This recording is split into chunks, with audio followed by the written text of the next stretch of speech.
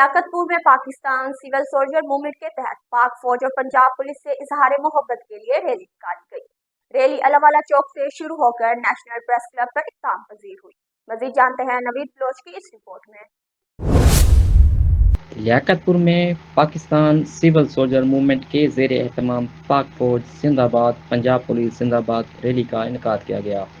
Rally کی قیادت general secretary جنوبی پنجاب سید عامر شاہ نے کی، جس میں جنرل سیکرٹری تحصیل لیاقت پور ملک حشمت امان، سینئر نائب صدر جام اکرم ویہا، صدر ویمن ونگ سیدہ تسلیم منور گیلانی، نائب صدر ڈاکٹر محمد فیاض بھٹی، نائب صدر محمد ندیم اسلم مغل، سٹی صدر محمد یاسر ارشاد چودھری، ایڈیشنل جنرل سیکرٹری جام امجد کھیرا، لیبر سیکرٹری نذیر بلوچ اور یوتھ کوآرڈینیٹر حمید خان بلوچ سمیت دیگر افراد نے بھی شرکت کی۔